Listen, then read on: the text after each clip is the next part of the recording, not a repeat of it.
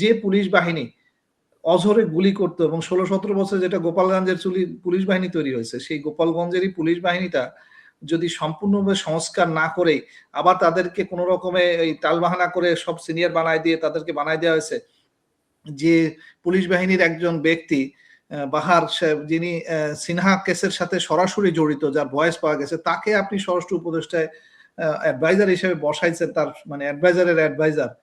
মানে এই দেশের মতো দুর্ভাগ্যজনক তো আর কিছু হইতে পারে না। তার মানে হচ্ছে পুলিশ বাহিনীটাকে আমরা সবচেয়ে রিস্কি মনে করি, কারণ পুলিশ বাহিনীকে সংস্কার না করে পুলিশকে দিয়ে এই ইলেকশন করানো মানে হচ্ছে একটা রিস্ক ফ্যাক্টর, তারাই হচ্ছে রিস্ক ফ্যাক্টর, কারণ তাদের কাছে তো আবার অস্ত্র ফেরত গেছে, মানুষের কাছে তো আর অস্ত্র নাই।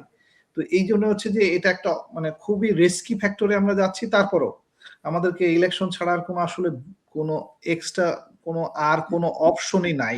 আমাদেরকে গণভোট হতে হবে, গণভোটে এই অধিকারটাকে রেজিস্টার্ড করতে হবে এবং আমাদেরকে ইলেকশনে আমরা যাকে জিতাতে চাই, যাকেই যেতে চাই, আমরা আমার ভোট যাকে ইচ্ছা তাকে দিতে চাই, সেই জিনিসটা সৃষ্টি করতে হবে। তার মধ্যে মানে আমরা নির্বাচনকালীন কাঠামো যেগুলো আছে তার মধ্যে যেমন ধরেন নির্বাচন কমিশনার এবং প্রত্যেকটা এলাকায় যিনি নির্বাচন কমিশন নির্বাচিত হচ্ছেন সেটা হচ্ছে ডিসি, এবং নিরাপত্তার জন্য হচ্ছে এসপি। এই দুজনকে কিভাবে প্রশ্নের সম্মুখীন করা যায়, একটা স্বচ্ছতা আনা যায়, সেটার ব্যাপারে প্রথম দিকে খুবই ঘোলাটে দেখতেছিলাম। মনে হচ্ছিল যে পুরাপুরি ওই প্রশাসন তাদের ইচ্ছা মতো কিছু লোক সাজা দিছে, কিন্তু যাই হোক সময়ের সাথে যেটা বোঝা যাচ্ছে যে এটার কিছু কিছু বিষয়ে তাদের ভূমিকাগুলো চেঞ্জ হয়েছে, মানে ব্যালেন্স অফ পাওয়ার সৃষ্টি শুরু হয়েছে। এবং সেই ক্ষেত্রে সবচেয়ে বড় রিস্কে যে দলটা পড়ে যায় সেটা হচ্ছে বিএনপি। কেন বিএনপি পড়ে যায় তার মধ্যে আমি একটু মানে আমি বলবো যে বিএনপির সবচেয়ে বড় ন্যাক্কারজনক ঘটনা ঘটে গেছে যেটা, সেটা হচ্ছে বিএনপি আওয়ামী লীগের সাথে কিছু জায়গায় সমর্থন জানায় ফেলেছে, এবং তাদের মধ্যে সবচেয়ে রিসেন্ট ডেজের সবচেয়ে দুর্ভাগ্যজনক একটা বক্তব্য শুনেছি। সেটা হচ্ছে যিনি আমাদের পিপি ছিলেন, যে ব্যক্তি, উনি বিএনপি থেকে একজন ইলেকশন দাঁড়িয়েছেন, উনি বলেছেন যে আওয়ামী লীগের ব্যাপারে জামাত ইসলামী যখন রিট পিটিশন করেছিল আমি সেই রিট পিটিশনটা থামিয়েছি। এর থেকে দুর্ভাগ্যজনক স্টেটমেন্ট তো আর হইতে পারে না। এটা এইরকম একটা স্টেটমেন্টের জন্য পুরো বিএনপিকেই মানুষ দোষারোপ করে। যেমন হাদির ব্যাপারে তো স্পষ্টভাবে দোষারোপ করতে যাচ্ছে না, কারণ এটা আইনগত বৈধতার দরকার, মানে ইনভেস্টিগেশন অফিসার এটা বলতে হবে, কিন্তু বোঝা যাচ্ছে যে তার প্রতিপক্ষ ছিল মির্জা আব্বাস, তিনি যে এটার সাথে ইন্ধন যোগান নাই এটা তো মানে আমি উড়াই দিতে পারবো না। কিন্তু এখানে বিএনপি সরাসরি যেখানে জড়িত হয়ে যাচ্ছে সেটা কোন জায়গাটায়, সেটা হচ্ছে এই যে একজন মানে বক্তব্য দিয়েছেন যে আমাদের কি বলে যিনি অ্যাটর্নি জেনারেল ছিলেন, তো উনি অ্যাটর্নি জেনারেল বলতেছেন যে আমি আওয়ামী লীগকে বৈধতা চ্যালেঞ্জ করাটাকে আমি থামিয়ে দিয়েছি। এই যে থামায় দিয়েছেন উনি, যে বিএনপি করেন, এটার কারণে বিএনপি মানুষের কাছে গ্রহণযোগ্যতা হারিয়েছে, নাম্বার 1। আর দ্বিতীয়টা হচ্ছে যে প্রশাসন যে দুর্নীতিবাজ, এবং এই দুর্নীতিবাজ প্রশাসন যে বিএনপিকেই চাচ্ছে, এইটা যখন ন্যাক্কারভাবে প্রকাশ পেয়ে গেছে, কিভাবে প্রকাশ পেয়ে গেছে সেটা হচ্ছে প্রথম হচ্ছে ইলেকশন কমিশনে অনেকগুলো রিট হয়েছিল, সেটার জন্য দ্বৈততার সৃষ্টি হয়েছে। একটা দ্বৈততা হচ্ছে আপনি কাউকে কাউকে সেম আইনে বাতিল করে দিয়েছেন আর কাউকে কাউকে সেম আইনে আবার রেখে দিয়েছেন। এই যে আইনের যে দুই দিকে করেছেন, এটাতে ইলেকশন কমিশন বাদ দিয়েছে, তাদেরকে কেন বাদ দিয়েছে? মানে তাদেরকেও তো কারো পরামর্শে বাদ দিয়েছে, মানে যেই সিটগুলো তাদের দরকার, যেই সিটগুলো সরকার থেকে বা কোনো জায়গা থেকে মানে সবুজ সংকেত এসেছে, সেই সিটগুলোকে তারা বাদ দিয়েছে, সেই মানে সেই প্রার্থীদেরকে। আবার ব্যাপারে এগুলো আসেনি তাদেরকে ছেড়ে দিয়েছে। তো এখানে নিশ্চয়ই ভিতরে আরেকটা মানে গোষ্ঠীও কাজ করছে।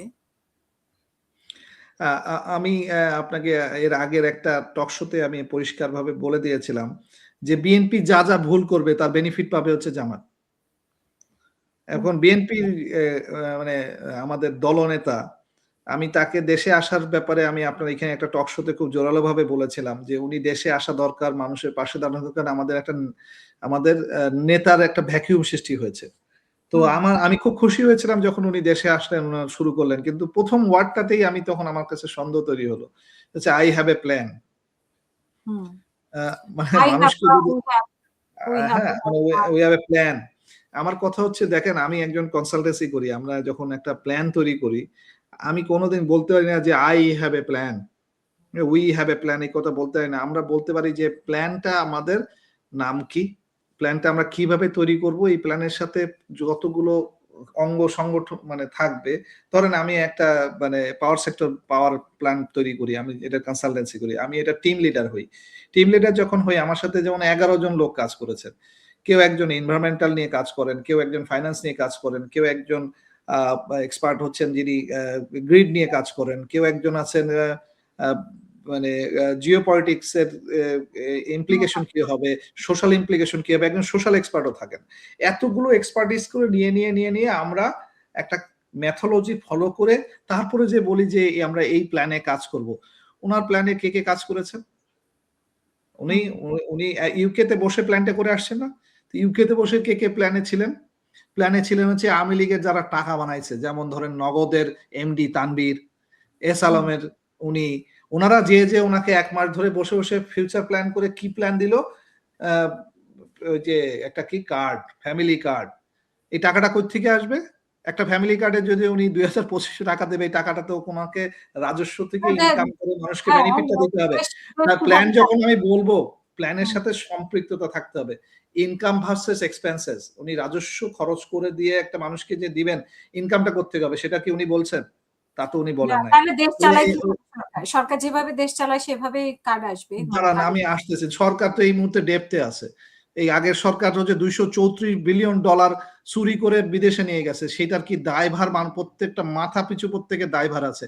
আমিও ওখানে দেনায় পড়ে থাকবো। আমার এই যে পদ্মা ব্রিজ দিয়ে গেছে, বাট এই পদ্মা ব্রিজের টাকা তো শোধ করতে হবে। আমাকে যে এই টানেল দিয়ে গেছে, টানেলের টাকা শোধ করতে হবে। মেট্রো রেল দিয়ে গেছে, মেট্রো রেলের টাকা শোধ করতে হবে। এটা তো ফ্রি না। কেউ তোমাকে এসে ফ্রি দান করে দিয়ে যায় নাই। তার মানে হচ্ছে এগুলো প্রত্যেকটা টাকার, এবং এই টাকাতে যে জিনিসটা ওই যে বললাম যে শেখ মুজিবর নিয়ে হচ্ছে যে সিনেমাটা তৈরি হয়েছে, সেই সিনেমাটা হচ্ছে ওয়ার্ল্ডের সবচেয়ে খরচ করা সিনেমা। 4,116 কোটি টাকা দিয়ে একটা সিনেমা তৈরি হয়েছে।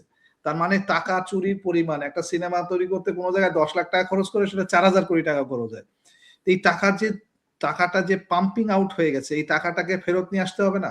এবং এই টাকাটা যারা চুরি করছে তারা ধরেন এই যে অস্ট্রেলিয়াতে বসে বিভিন্ন বাড়ি কিনতেছে, কানাডায় বসে বেগমপাড়ায় বাড়ি কিনছে, ইউকেতে বলে বাড়ি কিনতেছে।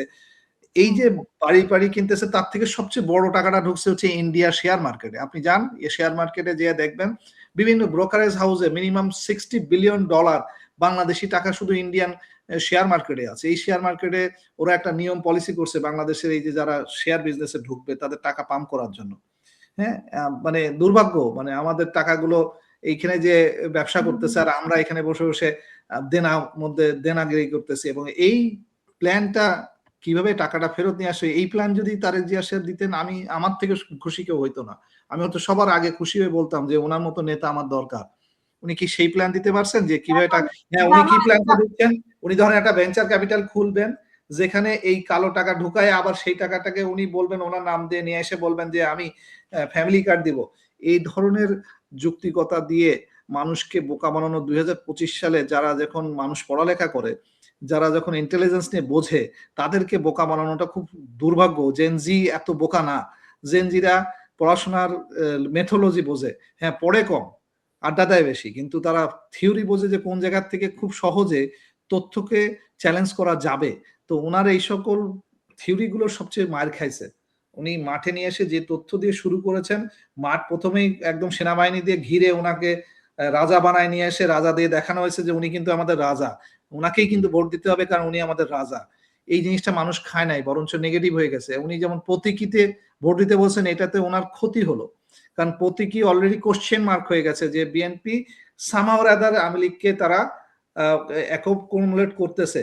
এখন আপনি যতই গালি দেন জামাত ইসলামকে, যতই বলেন রাজাকার, যতই বলেন ৭১-এর যুদ্ধ, মানুষ এই জিনিসগুলো শুনতে যে শব্দগুলোতে মানুষের যেটা কার্ডের কথা বলছেন সেটা তো জামাতের ক্ষেত্রেও আসে। জামাত কিভাবে বিনা